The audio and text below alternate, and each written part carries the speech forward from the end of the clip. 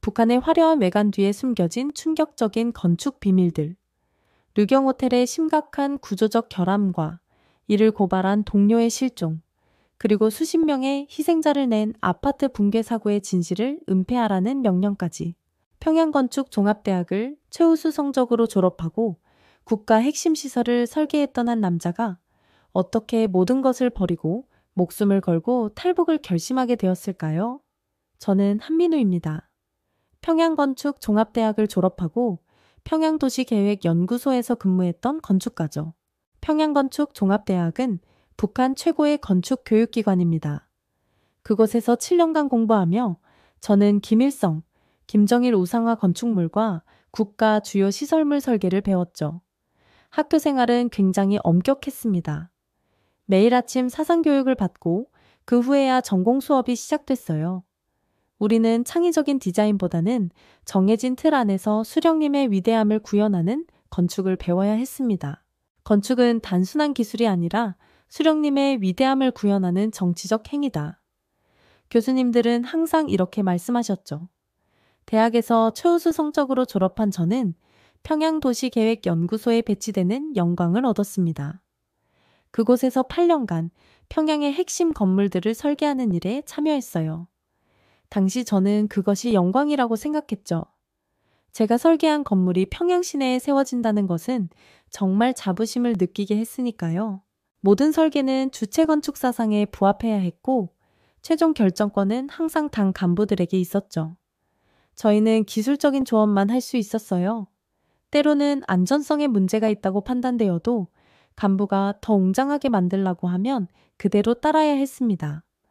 제 책상 서랍 속에는 제가 진짜로 설계하고 싶었던 건물들의 드로잉이 가득했어요. 누구에게도 보여줄 수 없는 그림들이었죠. 그림 속 건물들은 실용적이고 주민들의 편의를 진정으로 생각한 디자인이었습니다. 하지만 그런 디자인은 사상적으로 문제가 있다고 여겨졌어요. 건축가로서 제 기술이 온전히 인민을 위해 쓰이지 못한다는 것이 항상 가슴 한편에 아픔으로 남아 있었습니다. 그래도 당시에는 그것이 제가 할 수 있는 최선이라고 생각했죠. 하지만 어느 순간부터 의문이 생기기 시작했어요. 과연 이 길이 맞는 걸까?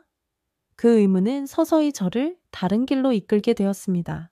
평양도시계획연구소는 북한 내에서도 특별한 곳이었습니다. 세상과 완전히 단절되어 있지는 않았죠. 우리는 중국과 러시아에서 들어오는 건축 자료들을 제한적으로나마 접할 수 있었습니다.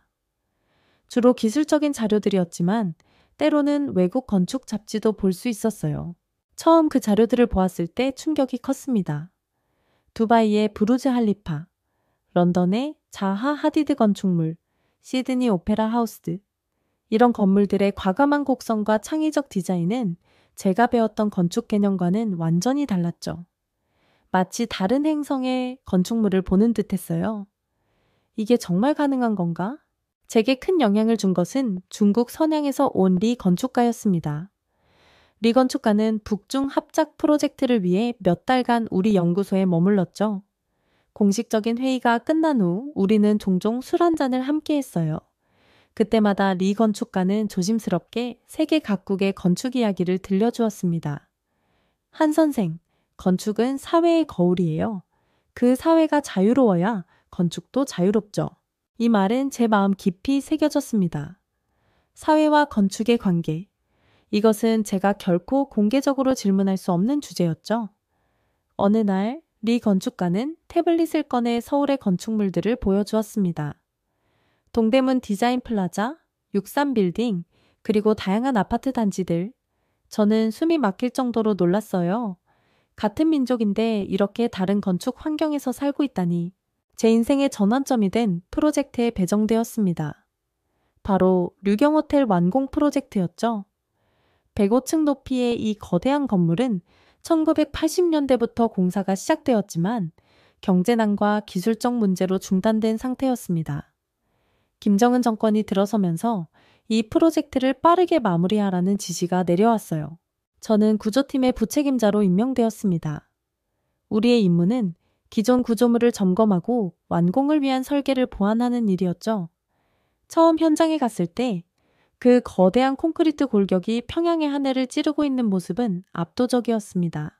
한동무, 이 건물은 우리 조선의 위대함을 세계에 보여주는 상징이 될 것이요. 어떤 어려움이 있어도 반드시 완공해야 합니다. 프로젝트 총책임자 김 부장의 말씀이었습니다.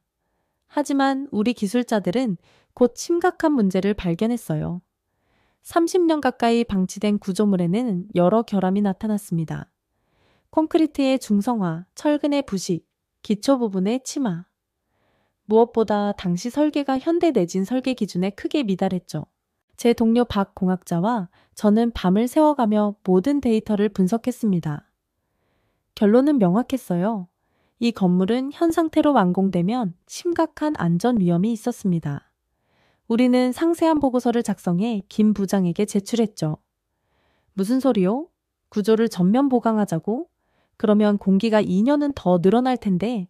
김 부장은 화를 내며 우리의 보고서를 책상에 내던졌습니다. 그리고는 이렇게 말했죠. 지금 한동무와 박동무가 하는 말은 수령님의 뜻을 거스르는 것이오. 이 건물은 예정대로 완공될 것이고 우리는 최소한의 보강만 할 것이오. 그날 밤 박 공학자가 제 숙소를 찾아왔습니다. 한동무, 우리가 진실을 말하지 않으면 나중에 대형 참사가 날 수 있소. 우리는 더 상세한 보고서를 작성해 김 부장의 상관인 리 국장에게 직접 전달했습니다. 그것이 화근이 되었죠. 일주일 후 박 공학자는 반동적 사상을 퍼뜨렸다는 혐의로 체포되었습니다. 저는 무능력하다는 이유로 프로젝트에서 제외되었고요. 그 후로 박 공학자의 소식은 들리지 않았습니다. 소문에 의하면 정치범 수용소로 보내졌다고 해요. 매일 밤 제가 그를 배신했다는 죄책감에 시달렸습니다. 저는 살아남았지만 제 영혼의 일부는 그날 죽었죠. 류경호텔은 결국 외장만 화려하게 리모델링 되었지만 내부는 여전히 완공되지 않았다고 들었습니다. 어쩌면 그것이 천만다행인지도 모릅니다. 평양 외곽의 신축 아파트가 붕괴되는 사고가 있었습니다. 당시 건설 중이던 23층 아파트가 갑자기 무너져 수십 명의 건설 노동자와 이미 입주해 있던 주민들이 사망했죠. 이런 대형 사고는 북한에서 거의 보도되지 않지만 내부적으로는 큰 파문이 일었습니다. 저는 사고 원인 조사팀의 기술 자문으로 배정되었습니다. 현장에 도착했을 때의 광경은 평생 잊을 수 없을 겁니다. 콘크리트 더미와 철근이 뒤엉켜 있는 모습은 마치 전쟁터 같았어요. 여전히 생존자를 찾고 있었고 주변에서는 가족을 잃은 주민들의 울음소리가 들렸습니다. 도대체 어떻게 이런 일이? 제 목소리가 떨렸습니다. 조사를 시작하자 원인은 금방 명확해졌어요. 설계상의 문제가 아니라 시공과 자재의 문제였습니다. 콘크리트에 모래가 너무 많이 섞여 있었고 철근은 규격에 맞지 않는 얇은 것을 사용했죠. 심지어 기초공사도 제대로 되지 않았어요. 모든 것이 비용 절감과 공기 단축을 위해 부실하게 시공된 것이었습니다. 책임은 누구에게 있습니까? 저는 조사팀 회의에서 질문했습니다. 책임을 따지는 것이 한 동무의 일은 아니오? 조사팀장인 최 부장이 차갑게 대답했습니다. 우리의 임무는 보고서를 작성하는 것뿐이오. 그날 저녁 최 부장은 우리 팀에게 지시를 내렸습니다. 보고서에는 예상치 못한 집안 침하와 자연재해적 요소가 사고 원인이라고 쓰라는 것이었죠. 부실공사나 자재 문제는 일절 언급하지 말라고 했습니다. 하지만 그것은 거짓이지 않습니까? 제가 반박했습니다. 한 동무, 이 보고서가 상부에 올라가면 누군가는 책임을 져야 해요. 그게 건설 담당 간부라면 더 많은 사람이 고통받게 될 거요. 때로는 진실보다 큰 그림을 봐야 할 때가 있소. 저는 침묵했지만 마음속으로는 격렬한 분노가 일었습니다. 그 순간 어떤 직감이 들었어요. 부상자 명단을 확인해 보니 제 어린 시절 친구, 성민의 가족이 있었습니다. 성민의 아내와 5살 아들이 사망한 것으로 기록되어 있었죠. 성민은 제가 초등학교 때부터 알던 친구였습니다. 우리는 다른 길을 걸었지만 그가 평범한 노동자로서 열심히 살고 있다는 소식은 들었어요. 그런데 그의 가족이 이런 부실공사의 희생자가 되었다니 보고서 작성을 마치고 숙소로 돌아온 저는 밤새 잠을 이루지 못했습니다. 제가 참여한 거짓 보고서 때문에 진짜 책임자들은 아무런 처벌도 받지 않을 것이고 더 많은 부실 건물이 계속 세워질 것이라는 생각이 들었죠. 그리고 더 많은 무고한 주민들이 희생될 것입니다. 그날 밤 저는 처음으로 이 체제에서 벗어나야겠다는 생각을 했습니다. 건축가로서의 양심과 인간으로서의 책임감이 더 이상 이곳에서는 지킬 수 없다는 것을 깨달았기 때문입니다. 저는 신의주 국경지역 개발 프로젝트에 파견되었습니다. 북중무역을 확대하기 위한 대규모 상업단지를 설계하는 일이었죠. 이 프로젝트는 북한과 중국의 합작이었기 때문에 중국 측 건축가들과 자주 교류할 기회가 있었습니다. 그중 왕 건축가와 특히 가까워졌습니다. 왕 건축가는 베이징에서 유학한 40대 중반의 전문가였죠. 우리는 업무적으로 의견을 나누다가 점차 개인적인 대화로 발전했습니다. 물론 조심스럽게요. 어느 날 저녁, 프로젝트 회의가 끝난 후 왕 건축가가 제안했습니다. 한 선생, 오늘 저녁 제 숙소에서 식사라도 함께 할까요? 중국에서 가져온 좋은 술이 있습니다. 숙소에 도착하자 왕 건축가는 문을 꼼꼼히 잠그고 커튼을 내렸습니다. 그리고 노트북을 꺼내더니 놀라운 것을 보여주었죠. 서울의 최신 건축물들이었습니다.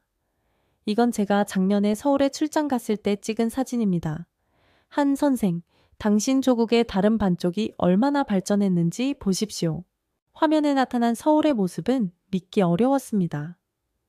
수많은 고층 빌딩들, 곡선미가 돋보이는 현대적 건축물들, 그리고 아름답게 설계된 공원과 공공공간들, 특히 눈길을 끈 것은 일반 시민들을 위한 아파트였습니다.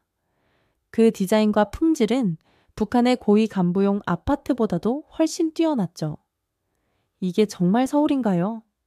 네, 서울 강남이라는 곳입니다. 하지만 이것은 특별한 지역이 아닙니다. 서울 전체가 이렇게 발전했죠. 그날 밤 왕 건축가는 더 많은 이야기를 들려주었습니다.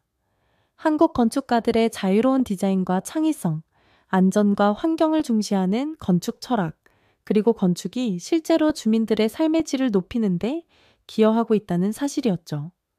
바로 그때 제 핸드폰이 울렸습니다. 평양에서 온 전화였어요. 제가 1년 전에 설계했던 공공도서관 프로젝트에 변경이 있다는 소식이었습니다. 당초 일반 주민들을 위한 도서관으로 계획되었지만 상부 지시로 당 간부들을 위한 휴양시설로 용도가 변경되었다는 거였죠.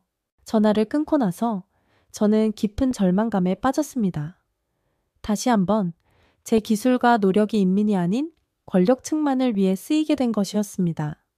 왕 건축가는 제 표정을 살피더니 조용히 말했습니다. 한 선생, 때로는 사람이 자신의 재능을 제대로 발휘할 수 있는 곳으로 가야 합니다. 그것이 진정한 애국이 아닐까요? 그의 말은 마치 뇌리를 강타하는 번개 같았습니다. 그 순간 저는 결심했습니다. 더 이상 이 체제 안에서는 진정한 건축가로 살 수 없다고요. 제 지식과 기술이 실제로 사람들의 안전과 행복을 위해 쓰일 수 있는 곳으로 가야 한다고 생각했습니다. 그날 밤 숙소로 돌아와 저는 제 인생에서 가장 중요한 결정을 내렸습니다. 북한을 탈출하기로 한 것입니다. 물론 위험천만한 선택이었지만 더 이상 거짓과 타협하며 살 수는 없었습니다. 신의주 프로젝트는 6개월간 진행될 예정이었습니다. 저는 이 기간을 탈북 준비에 활용하기로 결심했습니다. 국경 지역에 장기 체류할 수 있는 기회는 흔치 않았으니까요. 공사감독이라는 직위를 이용해 저는 자유롭게 현장을 돌아다닐 수 있었고 그 과정에서 국경 경비 상황을 세밀히 관찰했습니다. 중국 건설 회사에서 자재를 실어 나르는 트럭이 매주 2번씩 국경을 넘나들었습니다. 제 계획은 그 트럭 중 하나에 숨어서 국경을 건너는 것이었죠. 왕 건축가의 도움으로 저는 중국 측 운전기사 리 씨와 비밀리에 접촉했고 상당한 대가를 약속하며 도움을 요청했습니다. 매우 위험한 일입니다. 들키면 우리 모두 죽습니다. 리 씨는 걱정했지만 결국 도와주기로 했죠. 날짜를 정하고 모든 준비를 마쳤습니다. 저는 중요한 서류와 제 설계 노트, 그리고 약간의 돈만 작은 배낭에 넣었어요. 떠나기 전날 밤 왕 건축가와 마지막 술자리를 가졌습니다. 내일이면 새로운 삶이 시작되는군요. 왕 건축가가 말했습니다. 네, 만약 성공한다면요. 저는 긴장된 웃음을 지었습니다. 하지만 운명은 우리에게 가혹했습니다. 그날 밤 제 숙소 문을 두드리는 소리가 들렸습니다. 한동무, 긴급 회의가 있소. 지금 바로 사무실로 오시오. 문을 열자 프로젝트 팀의 정치 담당관 박지도원이 서 있었습니다. 그의 표정에서 무언가 심상치 않음을 직감했죠. 사무실에 도착하자 2명의 보이부 요원이 저를 기다리고 있었습니다. 한민우 동무, 당신은 반국가적 행위 혐의로 조사를 받게 될 것이오. 순간 머리가 하얘졌습니다. 누군가 제 계획을 밀고 한 것이 분명했어요. 누구였을까? 의심의 눈길은 자연스럽게 리 씨에게 향했지만 그보다 더 충격적인 진실이 기다리고 있었습니다. 당신의 동료 최 설계사가 당신의 반동적 행위에 대해 알려주었소.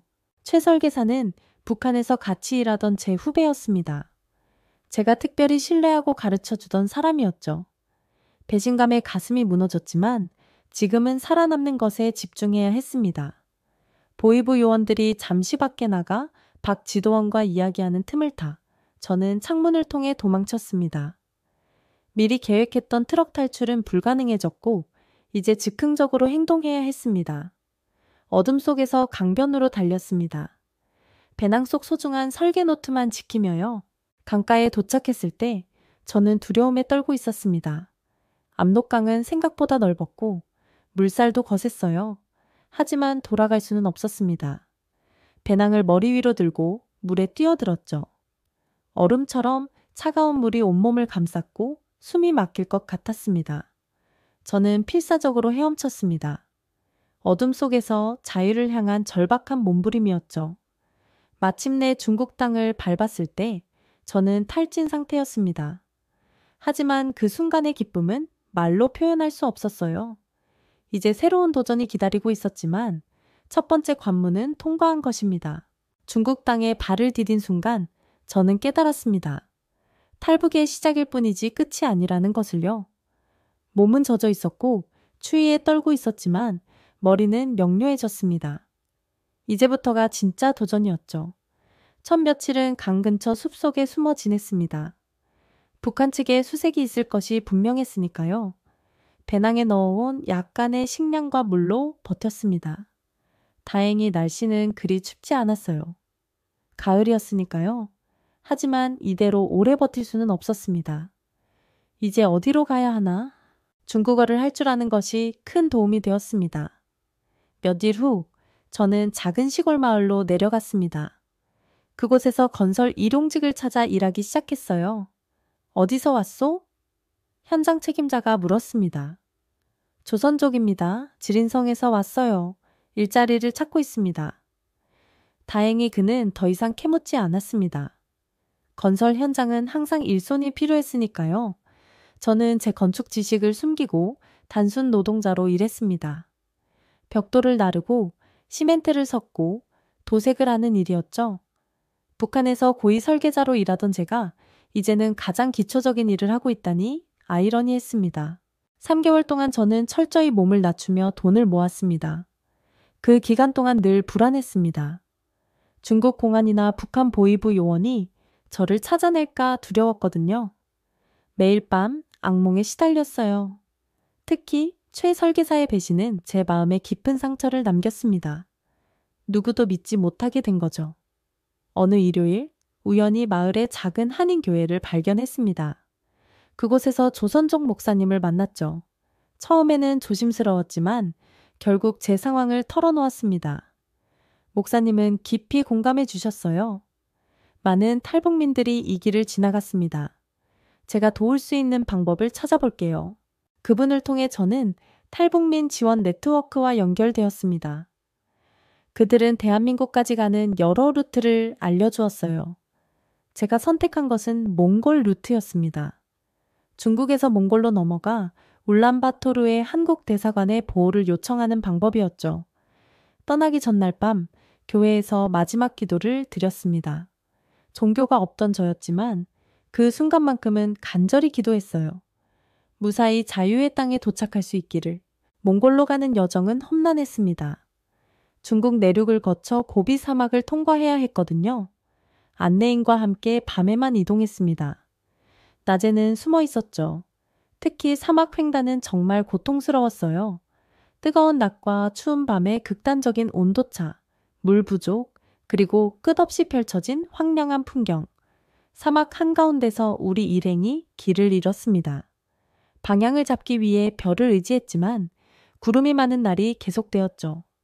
물은 떨어져 가고 희망도 함께 바닥나는 것 같았습니다. 이대로 죽는 건가? 사흘째 되던 날 체력이 완전히 고갈되었습니다. 모래 위에 쓰러져 일어날 힘조차 없었어요. 그때 눈앞에 유목민의 게르가 보였습니다. 처음에는 환각인 줄 알았죠. 하지만 실제였어요. 몽골 유목민들이 우리를 발견하고 도움을 준 것입니다. 그들의 도움으로 우리는 겨우 울란바토르에 도착할 수 있었습니다.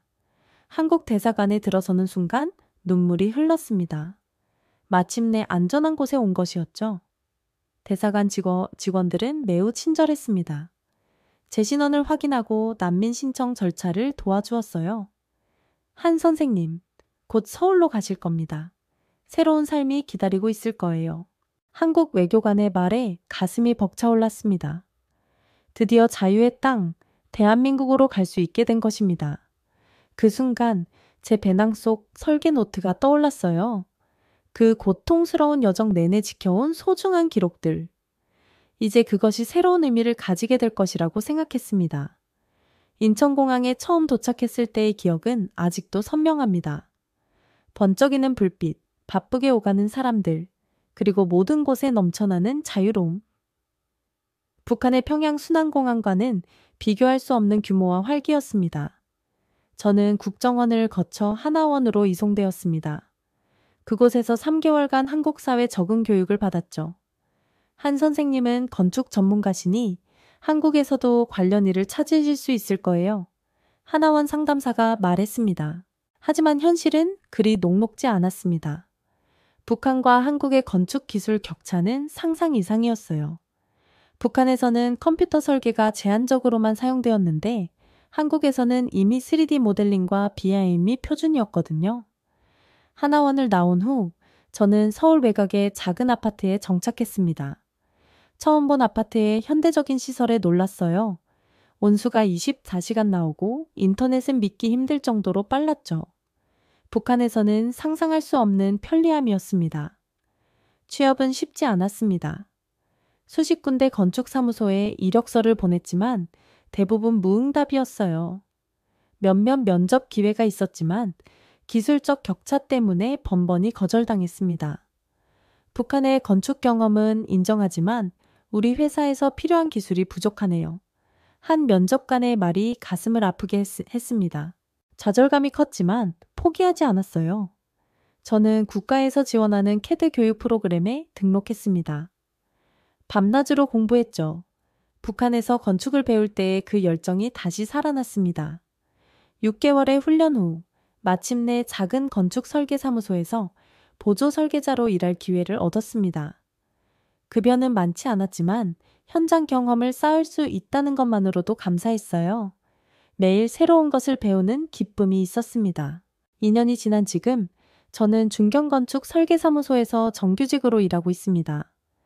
특히 구조안전 분야에서 제 북한 경험이 의외로 도움이 되었어요.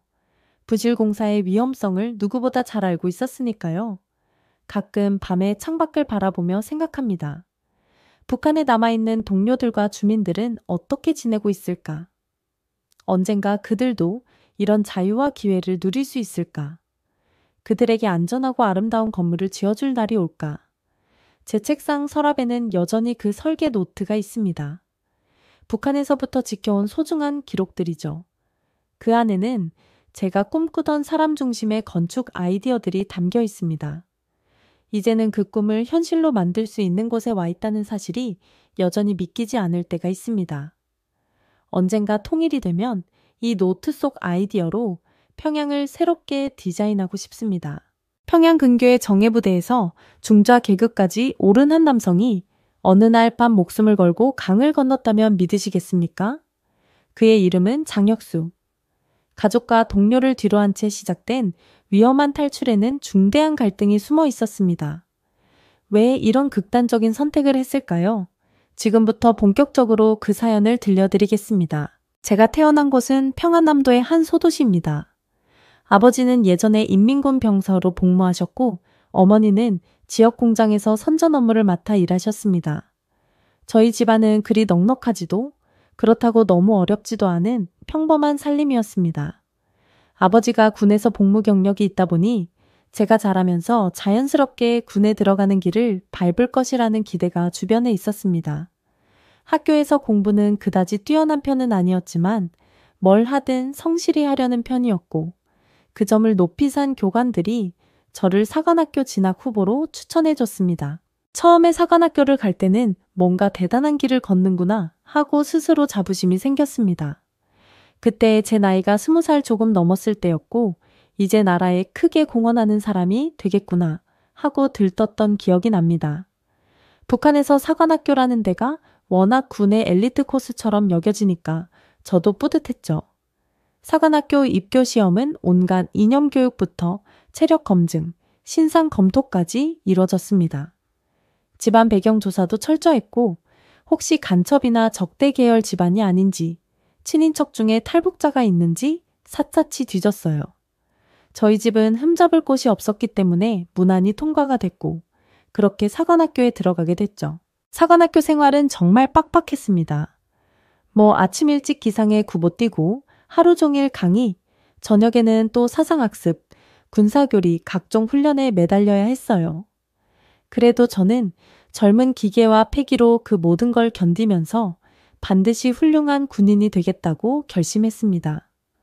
솔직히 교관들이 하는 말이 늘 똑같고 김일성, 김정일에 대한 찬양 일색이라 심적으로는 지칠 때가 많았지만 그때는 그게 당연한 줄 알고 살았습니다. 그리고 오히려 저 남쪽 놈들은 우리와 비교도 안 될 정도로 정신력이 약하고 미국 놈들은 늘 제국주의 전쟁 야욕만 품고 있다는 교육을 받으면서 내가 나라를 지키는 중대한 임무를 수행하는 것이구나 하고 더 큰 자부심을 갖기도 했습니다. 그렇게 사관학교를 졸업하고 저는 평양 근교의 대공방어부대에 배치됐습니다. 이곳은 일종의 평양 주변을 지키는 정예부대라는 상징적 의미가 있었고 사회적으로도 대접을 꽤 받았습니다. 제 계급은 처음엔 소위로 시작해서 차차 승진했는데 마지막에는 중자까지 올라갔어요. 보통의 장교들은 작전부서나 훈련부서 쪽에 많이 가는데 저는 정치지도 분야로 배치됐습니다. 이 분야는 군 간부 중에서도 특별히 당과 연결된 핵심 업무였기에 주위에서 저를 대할 때 늘 조심스러워했습니다. 저 역시 우리가 군인들을 사상적으로 무장시키고 이들 동태를 감시하고 국가에 충성하게 만드는 기둥 역할을 한다는 자부심으로 일했어요. 처음에는 그게 아주 자연스럽고 중요하다고만 생각했습니다. 그러나 시간이 지날수록 내가 정말 무슨 일을 하고 있는 걸까 싶은 순간들이 조금씩 찾아왔습니다. 유난히 실적을 강조하는 상관들이나 상관에게 아부하는 일부 정치 간부들의 행태를 보면서 그리고 무엇보다 군인들이나 주민들의 실제 생활을 조금씩 들여다보게 되면서 마음속에 의문이 싹 텄습니다. 물론 그 의문을 겉으로 드러내면 곧장 문제가 되니 그저 혼자 삭혀야 했죠. 제가 본격적으로 탈북을 결심한 계기는 1990년대 후반 큰 식량난이 닥쳤을 때부터였습니다. 그 시절엔 군대가 그나마 특권층이라서 굶어 죽는 사람이 적었을 거라고들 하지만 사실 군인들도 식량 배급이 제대로 되지 않아서 꽤 고생이 많았습니다. 하물며 일반 주민들은 아예 굶어 죽거나 살기 위해 장마당을 전전하거나 심지어 집을 떠돌다 쓰러져 죽는 경우도 흔했습니다. 저는 군간부이니 식량을 어느 정도 받을 수 있었고 제 한마디면 주변 병사가 농장 창고에서 쌀을 조금 몰래 구해올 수도 있었습니다.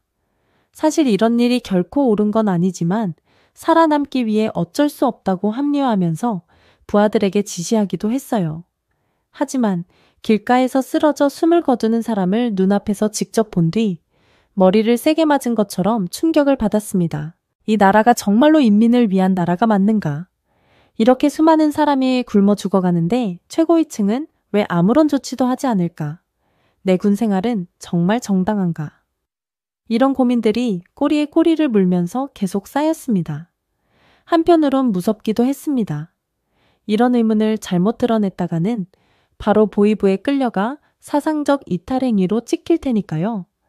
그래서 그냥 속으로만 끙끙 앓았습니다. 제가 정치부 쪽이다 보니 늘 당의 지시를 우선해야 했고 부대 내부의 분위기를 통제하고 병사들과 간부들이 틈틈이 하는 말을 다 보고해야 했습니다.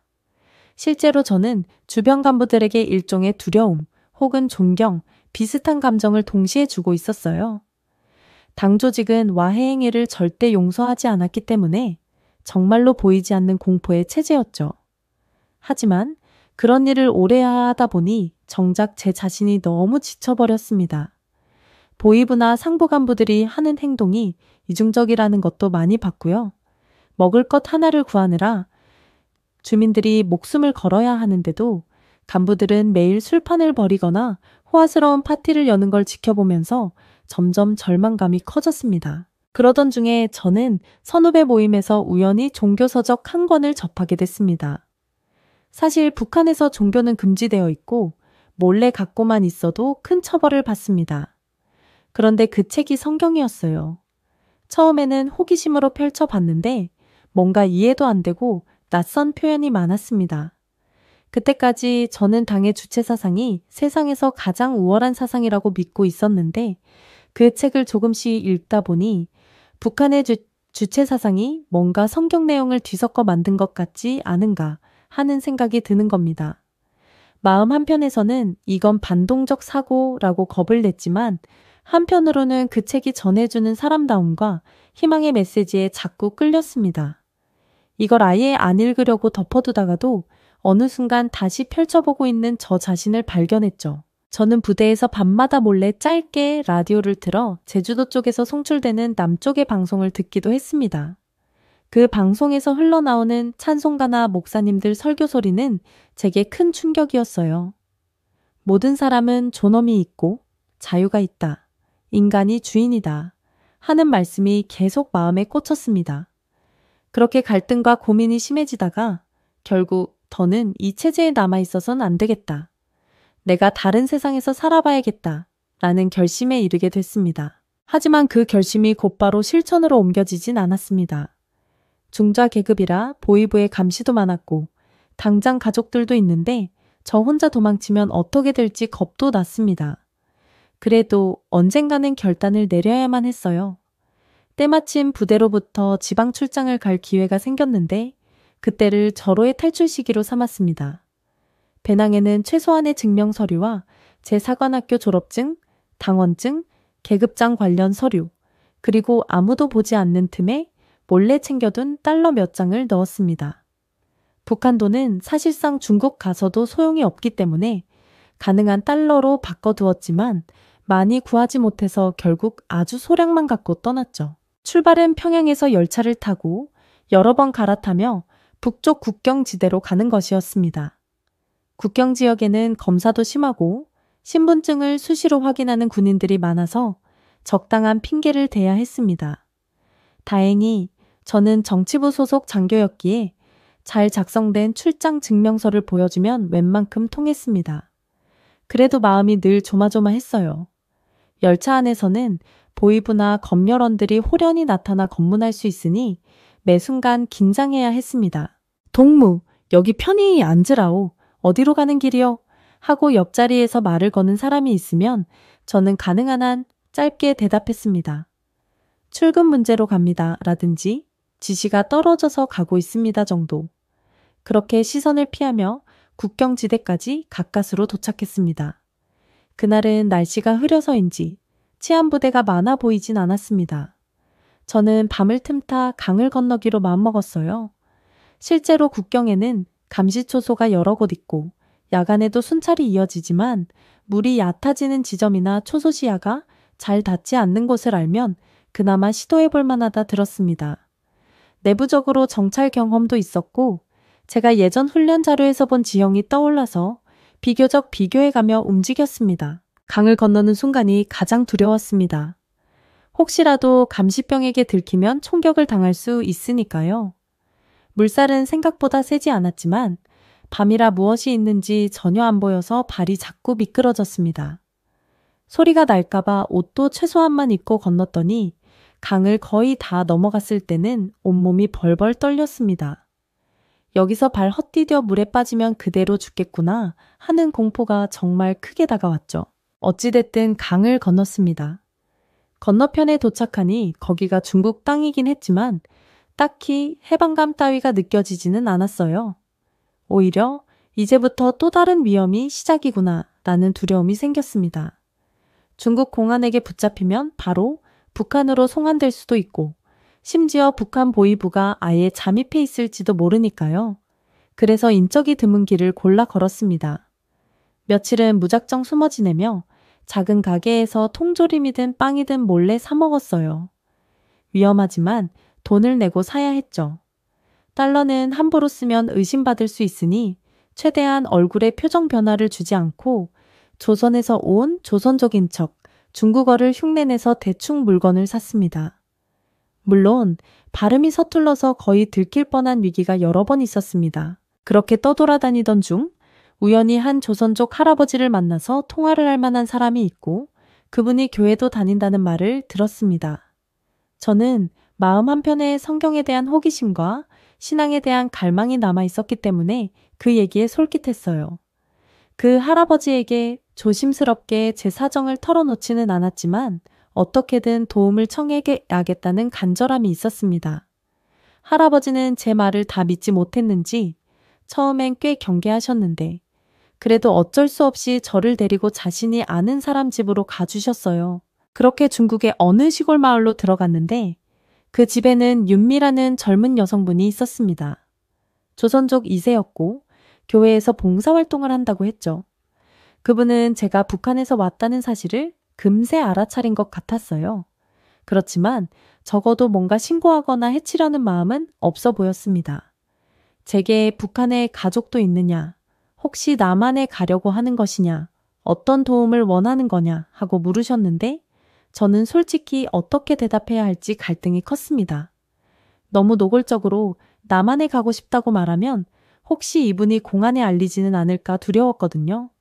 그래서 그냥 살 길이 막막해서 잠시 머물 곳이 필요하다고만 말씀드렸어요. 윤미 씨는 제 표정을 보더니 당신이 매우 위험해 보인다. 기도해 드려도 되겠느냐고 물었습니다. 저는 어쩐지 그 말이 어색했지만 내심 따뜻함을 느꼈습니다. 그래서 예, 저야 하며 허락했죠. 그날 밤 작은 방에서 같이 기도를 했는데 저는 처음 겪는 분위기에 당황스러우면서도 마음이 편안해지는 기분이 들었습니다. 사실 북한에서는 이런 기도 모임이라는 걸 본 적이 전혀 없었으니까요. 며칠 지나자 윤미 씨가 조선족 교회 지인이 한 분 계시니 그분을 통해 남쪽에 연락해 줄 수 있을 것이라며 적극적으로 움직여 주셨습니다. 저는 여전히 불안했지만 마음 한구석에선 이제 정말 남한으로 갈 수 있을지도 모르겠다 하는 기대가 싹 텄어요. 그렇게 해서 중국 곳곳을 이동하며 어느 날은 윤미 씨 지인의 연결로서 한국인으로 보이는 분을 한 번 만났습니다. 저는 눈앞에 펼쳐지는 상황이 너무 낯설어서 대화가 원활하진 않았습니다만 그분이 제게 만약 당신이 북한군 중좌 출신이 맞다면 신분 증명할 자료가 필요하다고 말했어요. 그래서 제가 품에 간직해온 서류와 사진, 당원증 등을 보여드렸습니다. 그분은 놀라면서도 심각한 표정으로 고개를 끄덕이더니 곧 연락을 드리겠다고 하시고는 자리를 떴습니다. 그 후에도 며칠 동안은 아무 소식이 없어서 혹시 이대로 체포당하는 게 아닐까 전전긍긍했어요. 그런데 갑자기 대련으로 가야 한다는 연락이 와서 윤미 씨와 함께 기차를 타고 대련에 도착했습니다. 대련에서는 서동국이라는 분을 만났는데 한국에서 온 목사님이라고 했습니다. 그분이 저를 조용한 숙소에 데려갔고 방에 들어가자마자 장 선생님, 걱정 마십시오. 우리가 다 신분을 보호하고 있습니다. 라고 말해 주셨습니다. 그 말에 왈칵 눈물이 쏟아졌습니다. 저도 모르게 정말 믿어도 되는 겁니까? 제가 이제 살 수 있는 겁니까? 라고 물었어요. 그분은 제 손을 꽉 잡고 예, 하나님의 인도하심이라 생각합니다 하며 안심시켜 주셨죠. 서동건 목사님은 곧바로 한국에 있는 지인들에게 전화를 하셨고 이틀 뒤 저를 포함해 몇 사람을 모두 흡사 비밀 작전처럼 이동시켜 주셨습니다. 대련에서 비행기를 타고 심양으로 갔다가 심양의 어떤 호텔에서 서너 명의 한국인으로 보이는 분들을 다시 만났는데 이들은 저를 유심히 살피며 질문을 했습니다. 언제, 어떤 부대에서 복무하셨느냐, 구체적으로 북한 군내 작전 방식이나 사상 주입 체계를 설명해보라, 지도상에서 평양 대공 방어부대 위치가 어디쯤인지 아느냐 같은 질문이었어요. 저는 긴장했지만 솔직히 아는 대로 얘기했습니다. 서류와 당원증도 보여주고 거기 찍힌 직인들과 사진도 제시하니 이분들 표정이 점점 확신을 얻는 듯 했습니다. 그 후 곧 한국으로 가게 될 것이라는 통보를 받고 저는 심양공항 근처에서 며칠 대기했습니다. 그 사이 그분들이 저에게 정장을 한 벌 사다 주셨고 이제 이 옷으로 갈아입고 여권처럼 만든 서류에 사인도 하라고 했습니다. 저는 글자도 잘 안 읽히는 영어가 적힌 문서에 사인을 하면서 이게 정말 가능한 일인가 하고 신기할 뿐이었어요. 그러고 나서 공항에 들어섰는데 이미 이분들이 다 로비를 마쳤는지 수속 과정이 대단히 신속하게 처리됐습니다. 아무도 저를 의심하는 기색이 없었고 그대로 여객기에 몸을 실을 수 있었습니다. 비행기가 한국 땅으로 향한다는 안내 방송을 들을 때는 온갖 감정이 뒤섞여 말로 표현하기 어려웠습니다. 정말 내가 북한을 떠나는구나. 그리고 곧 남조선이라는 곳에 가는구나. 거기 도착하면 내 목숨은 안전한 걸까? 가족들은 어쩌지? 하는 생각들이 밀려와서 마음이 극도로 복잡했어요. 그래도 이대로 돌이킬 순 없다. 어떻게든 살아남아야지 하고 다짐했습니다. 그렇게 인천공항에 도착했을 때 저는 흡사 꿈결처럼 느껴졌습니다. 모든 것이 낯설고 언어도 낯설고 사람들의 복장부터 공항 앞모습까지 마치 텔레비전에서나 보던 장면 같았습니다. 제가 내리자마자 누군가가 저를 곧장 안내했는데 그 뒤에는 여러 가지 절차가 진행됐습니다. 보통 탈북민들이 합동신문이라는 과정을 거치지 않습니까? 저도 조용히 정해진 시설에서 꽤 오랜 기간 조사를 받았습니다. 처음에는 긴장했지만 조사관들이 비교적 정중하게 제 얘기를 들어주는 모습에 놀랐습니다. 북한에서는 조사하면 눈부터 불아리고 위협을 하는 게 일상인데 여기서는 힘든 점은 없으셨는지요? 라며 물어봐서 당황스럽기도 했죠.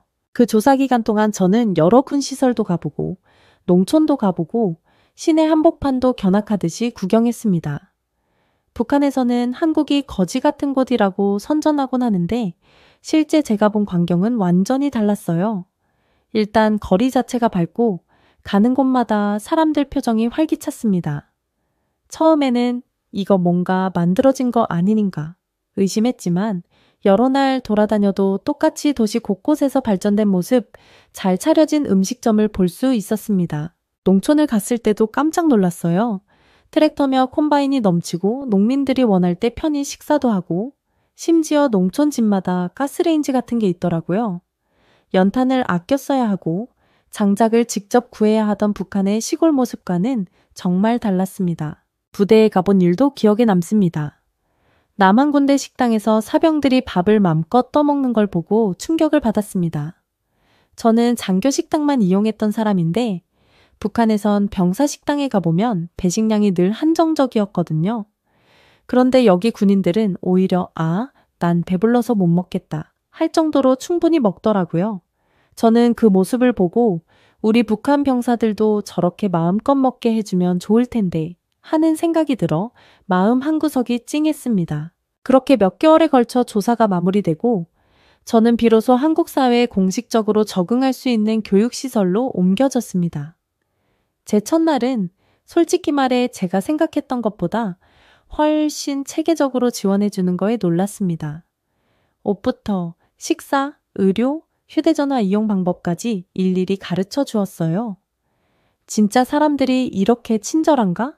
싶을 정도였습니다. 처음에는 불안해서 밤마다 잠도 잘 못 잤습니다. 혹시 누군가 저를 납치해 다시 북한으로 데려가면은 어쩌나. 그간의 감시와 밀고 문화가 몸에 배어 있어서 여전히 경계심이 컸기 때문입니다. 그러다 교육과정이 끝나고 작은 임대 아파트를 배정받았습니다. 생활비도 초기에 어느 정도 지원해 주어서 혼자 지내면서 적응할 수 있게 됐죠. 무엇보다 제게 문화적 충격이었던 건 한국은 정보와 물자가 넘쳐난다는 점이었습니다. 뉴스, 드라마, 인터넷 등 언제든 원하는 걸 접할 수 있었고 편의점이나 마트에 가면 갖가지 물건이 가득했어요. 이렇게 풍요롭게 사는데 왜 북한에서는 이걸 숨기고 남한을 비난했을까 하는 생각에 씁쓸하기도 하고 한편으로는 제 과거를 돌아보니 참으로 어리석었던 것 같아 마음이 복잡했습니다. 여기 와서 일자리를 찾는 건 쉽지 않았지만 다행히 북한 군 관련 정보를 필요로 하는 연구소나 단체가 제게 연락을 해주어 일정 부분 자문을 해드렸습니다. 제가 북한에서 배웠던 군사교리나 방어체계, 사상교육 방식 같은 건 남쪽 기관에겐 꽤 궁금한 분야였나 봅니다. 처음에는 낯설었지만 제 이야기를 귀 기울여 들어주고 거기에 대해 적절한 대가도 지불받으니 저도 조금씩 마음이 편해졌습니다. 동시에 교회에 가서 신앙생활도 시작했는데 옛날에 중국에서 윤미 씨와 함께 기도하던 게 떠올라서 남다른 감회를 느꼈습니다.